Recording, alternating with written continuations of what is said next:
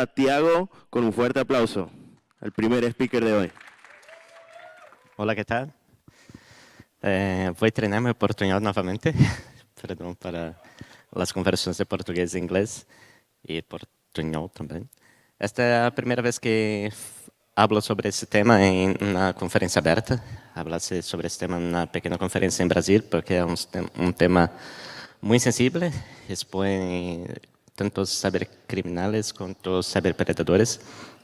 E é uma felicidade retornar a ECHO pela segunda vez, depois de 11 anos de um hiato. Bom, meu nome é Tiago Bordini, sou Head de Cyber Threat Intelligence em Axur, na Companhia de Brasil. Sou professor em uma academia também, organizo a Security Besides em São Paulo. Invito todos a participar no próximo ano. Também, este ano, criamos uma pequena conferência brasileira em Las Vegas, chamada BR RueCon, junto com alguns colegas que estão aqui, e participo de outros projetos também. Quem quiser conectar com o LinkedIn, está aí à vontade. Bom, para iniciar o tema, precisamos começar do início. Toda a pesquisa começou a partir de informações obtidas através de malwares do tipo InfoStealers.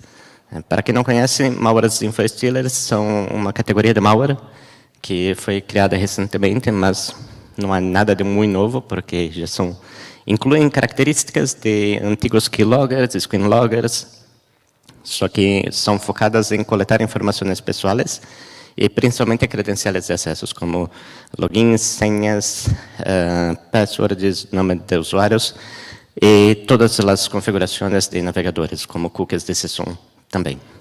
Esta é uma categoria de malware muito interessante, porque todos os ransomwares recentes estão utilizando este tipo de ataque como primeiro vetor de infecção para obter as credenciais administrativas e poder evoluir com os ataques dentro de redes. Então, hoje, há muitas categorias de InfoStealers e todas são comercializadas em modelo de serviços. Não necessita programar nada, uma linha de código sequer, para ter acesso a esse tipo de malware. Hoje temos mais de 15 categorias de malware do tipo InfoStealer. Essas são as maiores, como Redline, Recon, Vidar. Redline e Recon são muito utilizadas, por exemplo, pelo grupo Lockbit. É o principal artefato utilizado por eles. Dentre outros, estes malwares, por vezes, têm persistência, mas encontramos malwares que, por exemplo, são uma única linha de PowerShell, que simplesmente rodam, executam a coleta de informações, mandam as informações de credenciais para o servidor de comando e controle, não há persistência, não há nada gravado em disco, e simplesmente coletam a informação das vítimas. Hoje, para se ter uma ideia, em Axur coletamos mais de 3 milhões de credenciais por dia, obtidas através de malware stealer. É um volume muito grande. O que mais estes malwares coletam de informações das vítimas? Além de credenciais, informações sobre hardware, então características de processador, memória, disco, placa de gráficas e outras informações. Informações de sistema operacional, versões, idioma, atualizações, path de instalações de programas. Programas instalados em computador e processos em execuções. Screenshot de tela. E informações através de ubicações de IP. O que essas informações nos levam?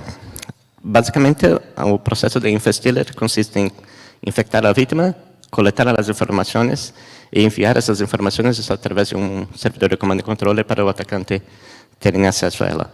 Hoje, este processo de envio de informações ocorre por diversos caminhos, como desde tráfego através de SSH, SFTP, mas também utilizando canais legítimos, como tráfego em cima de bots de Telegram, Discord, WhatsApp e outros artefatos legítimos, até mesmo GitHub.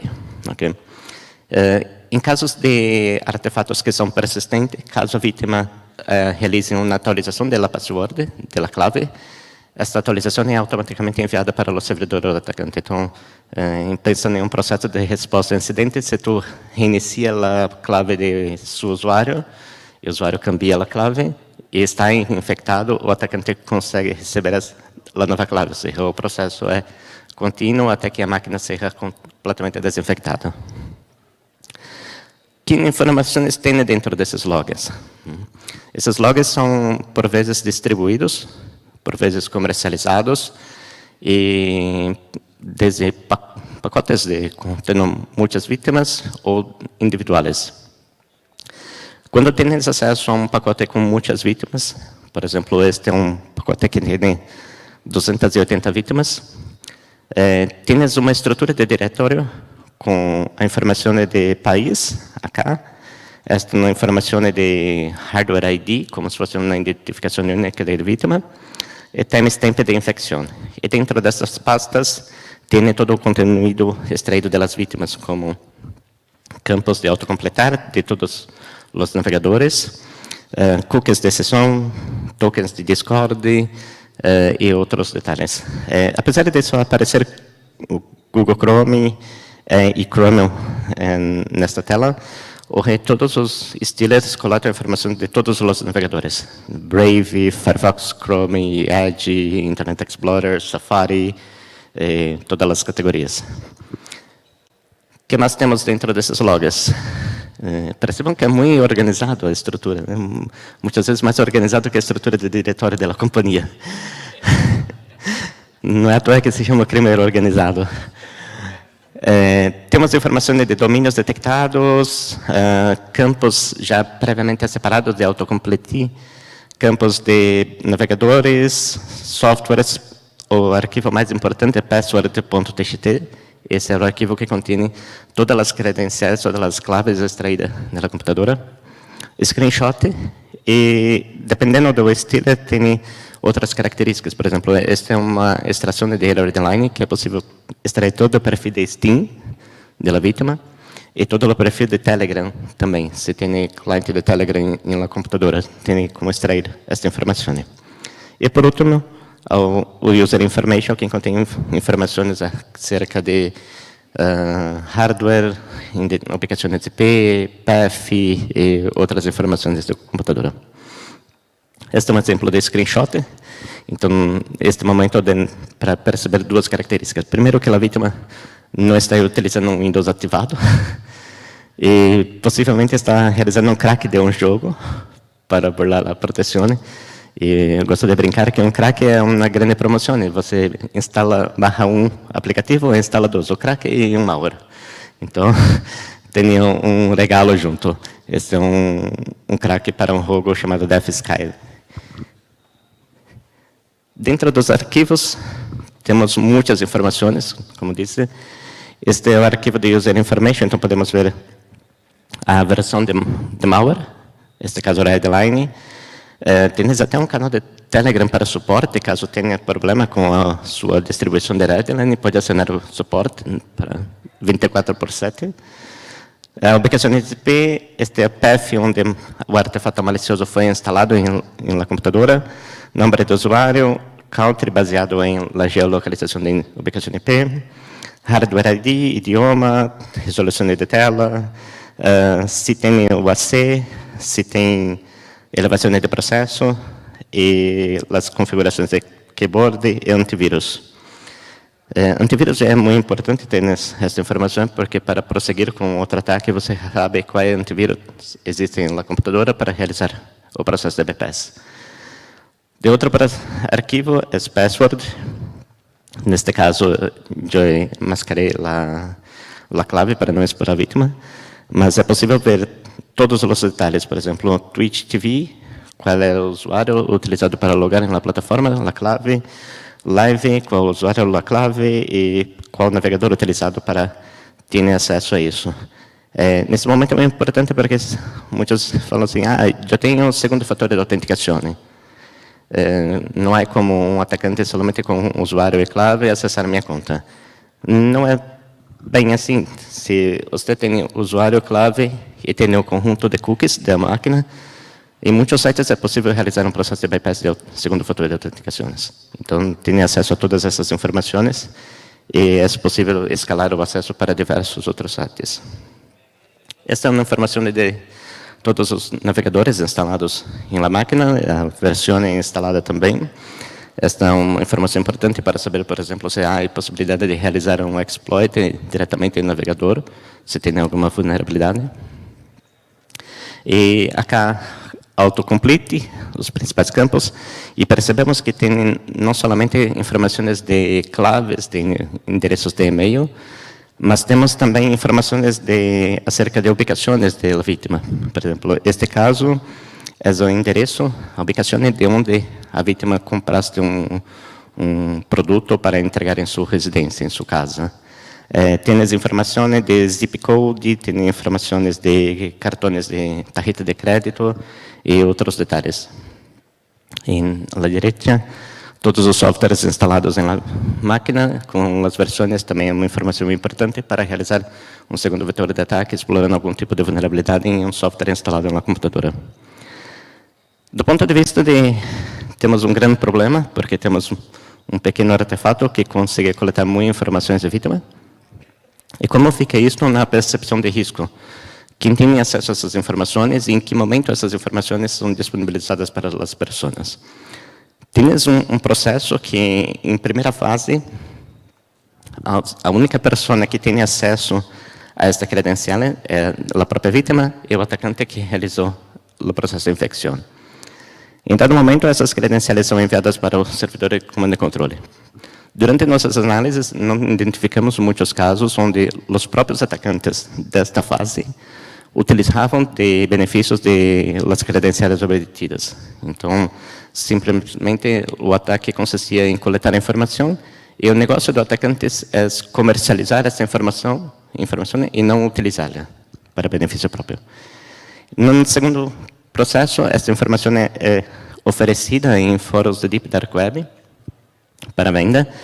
Então, é possível hoje, por exemplo, utilizar um fórum como o Russian Market, que é um fórum muito famoso. É possível, por exemplo, adquirir uma credencial corporativa de qualquer empresa mundialmente falando, simplesmente fornecendo o endereço do sítio. Em Russian Market lista todas as vítimas que têm credenciais daquele sítio e é possível comprar somente essa credencial por cerca de $10, por exemplo. Neste momento, tem poucas pessoas acessando essa informação ainda, porque tem muito dinheiro, muita plata para adquirir esse processo, essa informação. Dado esse momento, percebemos que as informações coletadas passam por um segundo processo, onde passam a ser distribuídas abertamente em grupos de Telegram, WhatsApp e fóruns abertos. Por que distribuir uma informação que é vendida? Este é um processo muito interessante porque é uma forma de o atacante conseguir criar reputação em dark market para que as pessoas confiem que têm informação de vítimas atualizadas e conseguem comercializar essas informações com credibilidade. Ou seja, chamamos que são atacantes honestos. É estranho falar isso, mas a garantia está acá. Este é o momento que hoje coletamos as informações. Hoje, para se ter uma ideia, somente de grupos de Telegram e WhatsApp coletamos cerca de 30 a 50 GB de informações compactadas por dia. 50 GB de arquivos texto compactados são muitas informações para serem tratadas. Este problema se escala para um processo muito maior quando todas essas informações são redistribuídas e indexadas por outras plataformas, como o IntelX, Have Pwned e outros sítios, correto? E é possível hoje coletar informação não somente de vítimas como credenciais de Facebook, Instagram, mas também muitas credenciais corporativas. Então, é possível credenciais de governo, credenciais de acesso a VPN e acesso a sistemas críticos. É muito comum identificar desses logs. Okay? Por fim, percebemos que começamos a fazer uma pergunta. Quem são as pessoas infectadas por esses artefatos? São somente pessoas inocentes, usuários que não têm muito conhecimento? O que acham? Não? Acreditam que tem atacantes também infectados? Mas atacantes entendem de tudo, são sofisticados, conhecem de tecnologia, não seriam infectados por malware, correto? Sim ou não? Não. Partindo desse princípio, percebemos que há muitos threat actors, atacantes infectados com artefatos maliciosos também. Ou seja, os atacantes também são vítimas, assim como todas as pessoas. Afinal, são pessoas.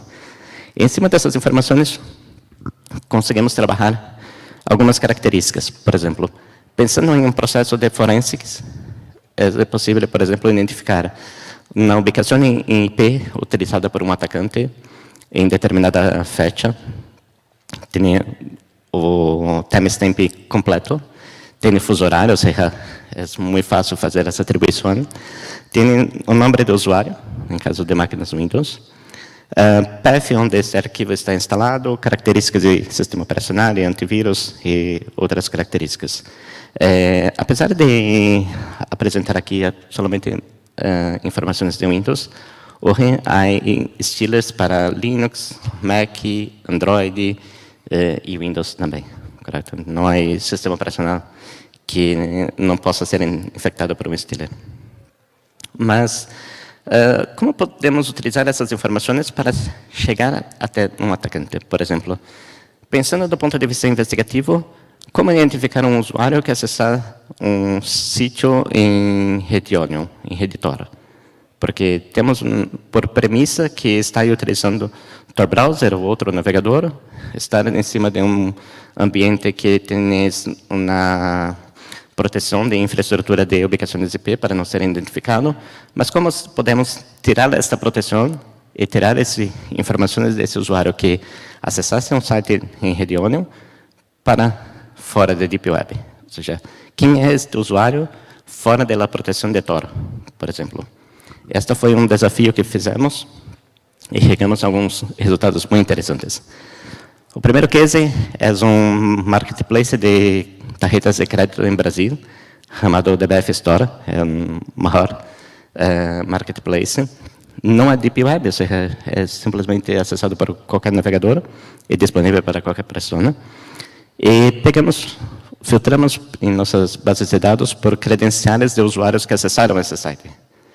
Se um usuário acessou o site de BF Store, significa que ou está comprando tarjetas ou vendendo tarjetas. Ou seja, é um threat actor potencial.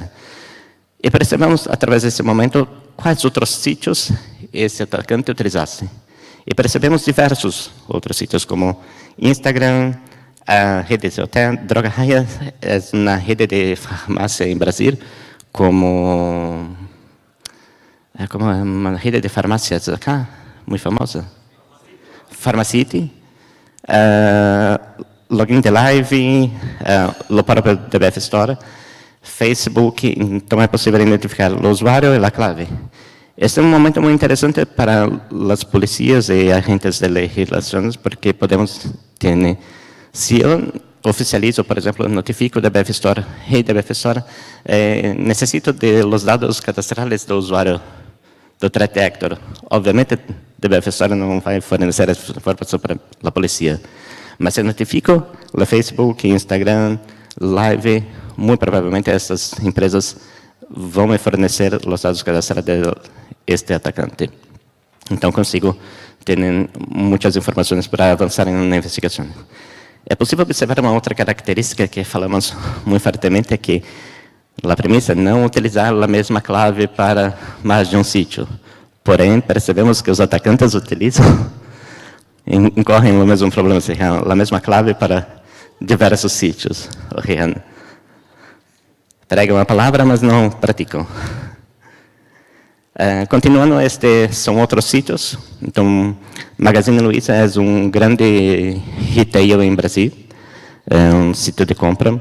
Este é um site de Banco de Governo de Brasil, onde para acessar você necessita sua clave de acesso é CPF em Brasil, como DNI acá. Então, tem essa identificação agora de não um nome de usuário, mas uma identificação de uma pessoa que acessa esse site. Ou seja, já tem uma ubicação IP, um endereço de e-mail, claves e agora um documento de identificações. Pegando esse documento de identificação, conseguimos chegar até uma pessoa chamada, neste caso, Fábio, que vive em Rio de Janeiro, por exemplo.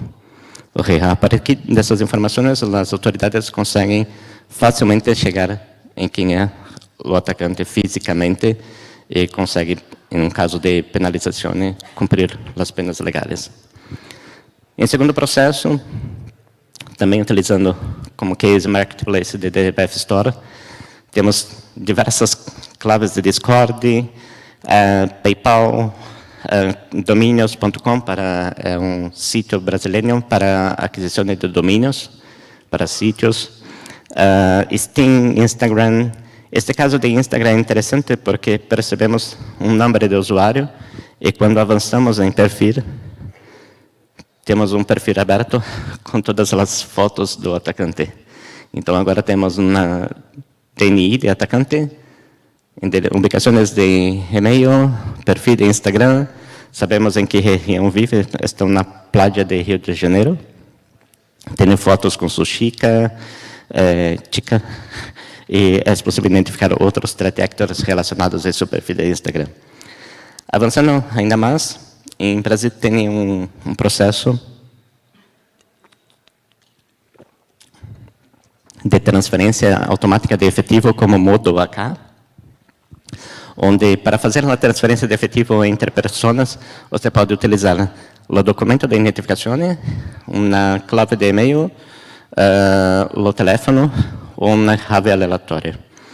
E simulando uma transação de 1 centavo para essa pessoa, utilizando como clave a ubicação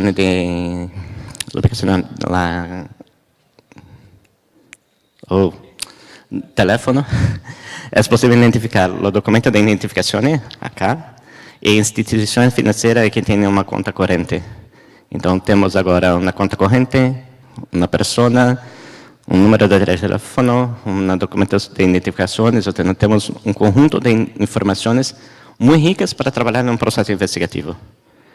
E como fica este caso, por exemplo, se o atacante utiliza a rede Orion? Começamos a fazer um exercício em cima de cyberpredadores, que é um problema global, e acredito que muitos estão compactuam em ir atrás dessas pessoas. Então, pegamos um site de conteúdo de pedofilia, que é hospedado em rede Onion, e, novamente, se tem um login e uma senha em um sítio desta categoria, significa que ou produz conteúdo ou consome conteúdo de pornografia infantil. Então, passa a ser um criminoso, indiretamente pelas leis brasileiras, não sei acaso se funciona também da mesma forma.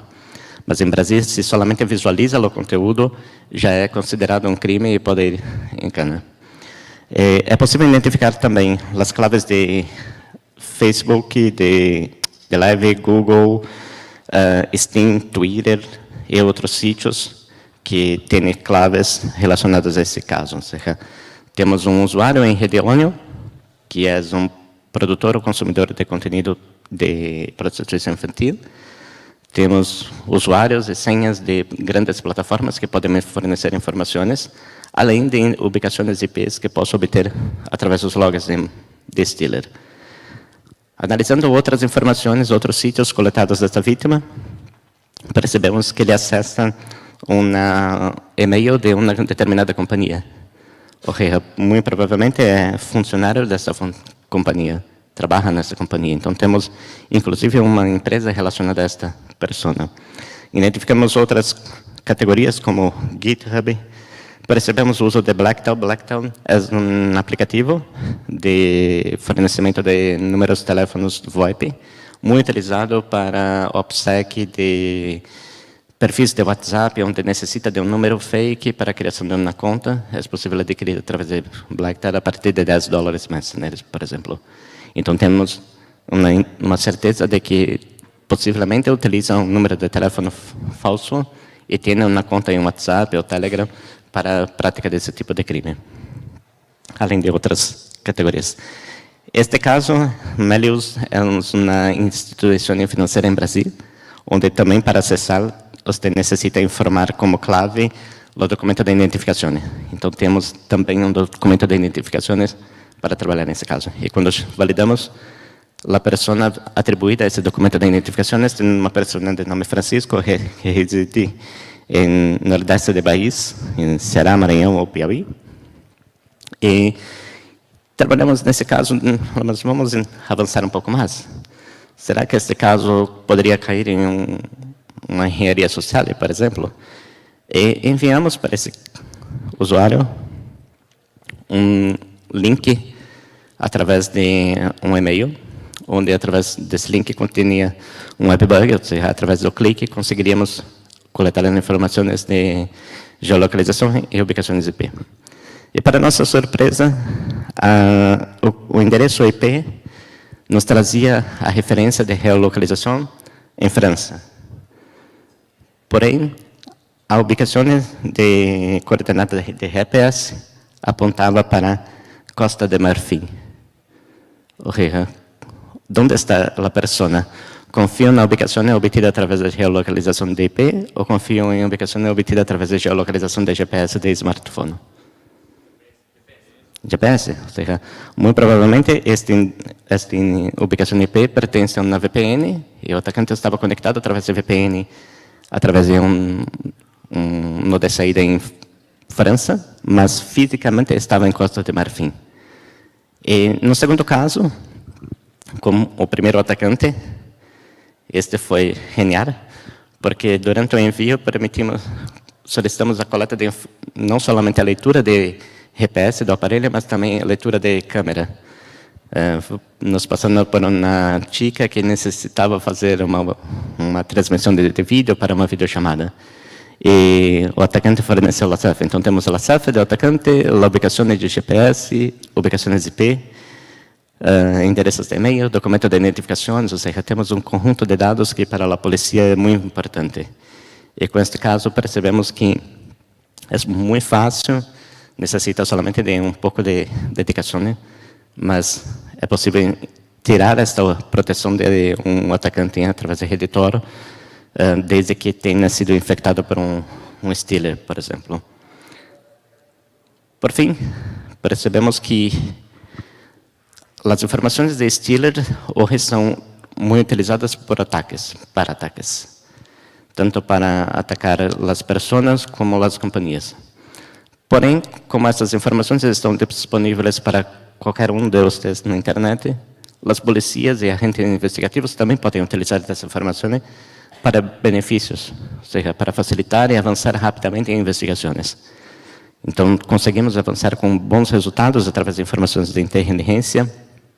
Obviamente, essas informações necessitam de confirmação, como acesso a dados personais através de provedores, de instituições financeiras, de documentos de governo, enfim, necessitam de uma confirmação através da polícia. Mas é possível conduzir uma investigação e remover essa camada de segurança, de segurança, utilizada por um atacante em rede Onion, para utilizar uma investigação não mais como uma tradicional, que você iria notificar o provedor, necessita uma aplicação IP, notificaria a provedora de serviço de telecom para saber a quem está atribuído essa aplicação IP. Ou seja, conseguimos um conjunto de informações que pode encurtar este caminho muito rapidamente. Ok? Bueno, encerramos por acá. Temos alguns minutos para perguntas, respostas, ameaças. Espero que não tenha ameaças. Na última vez que apresentasse essa palestra em Brasil, uma pessoa na plateia fez uma ameaça direta à minha pessoa física, sendo que estava atrapalhando os trabalhos de atacante. Enfim, graças a todos.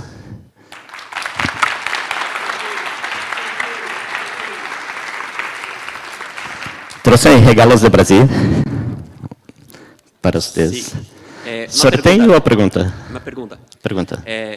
Em Brasil, estas evidências são usáveis para a polícia, puesto que a polícia necessita alguma ordem para obter acesso a utilizar este método, ou eles podem utilizar tu informação, este método, para chegar ao criminoso? Esta informação, boa pergunta. Esta informação é utilizada pela polícia para fins de inteligência.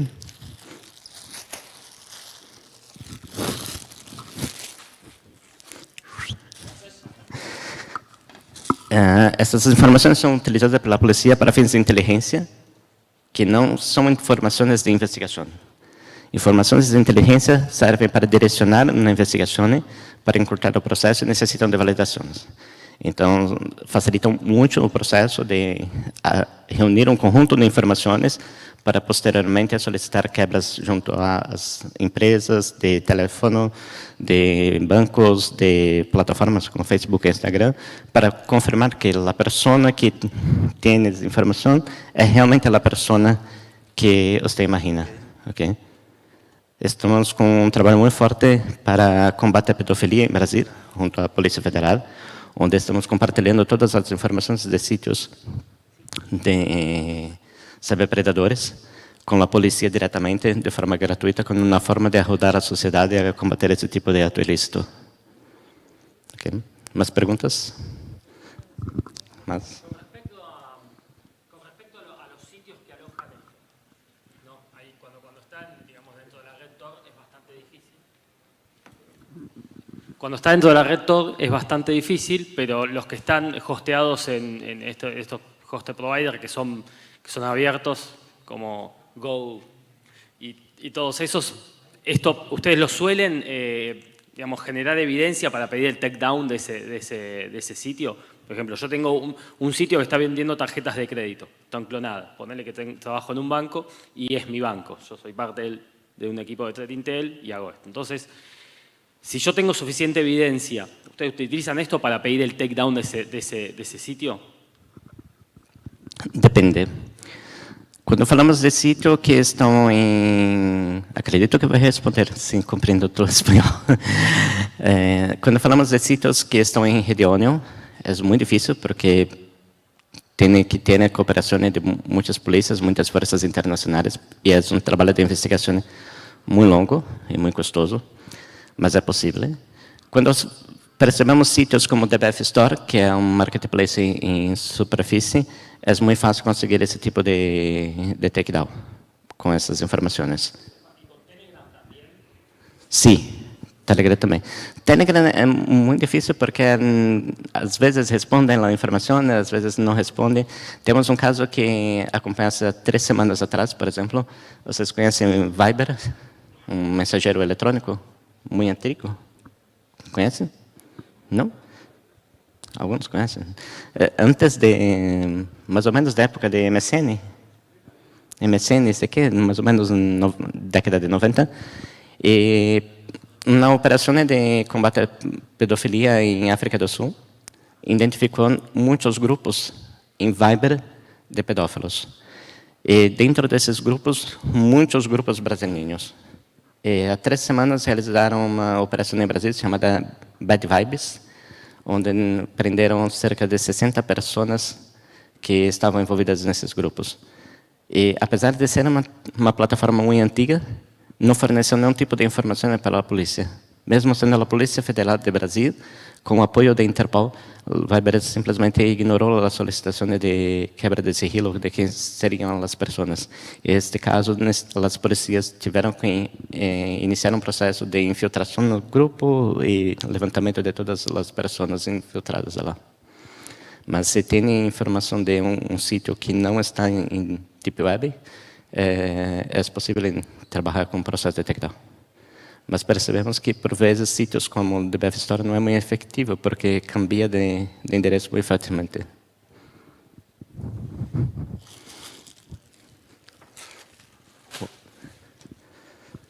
¿Qué más? ¿Más preguntas? Buenos días. Buenos. Llegué un poquito tarde y de repente lo has dicho al principio, pero no quería dejar de preguntarte al final. ¿Es una herramienta y cuál sería la herramienta que utilizas o es solamente el procedimiento? ¿Puedes repetir un poquito más lento? Si lo que tú utilizas es solamente el procedimiento y lo complementas con el uso de alguna herramienta. ¿Y cuál es esa herramienta? Los dos. O primeiro processo consiste em ferramentas para coletar todas essas informações e separar informações úteis de informações inúteis, porque tem muito lixo dentro do conteúdo de InfoSealed. E após essas ferramentas separarem as informações importantes ou não, iniciamos um processo que daí sim procedimento manual para iniciar um processo de infiltração e de mapeamento de novas fontes de inteligência.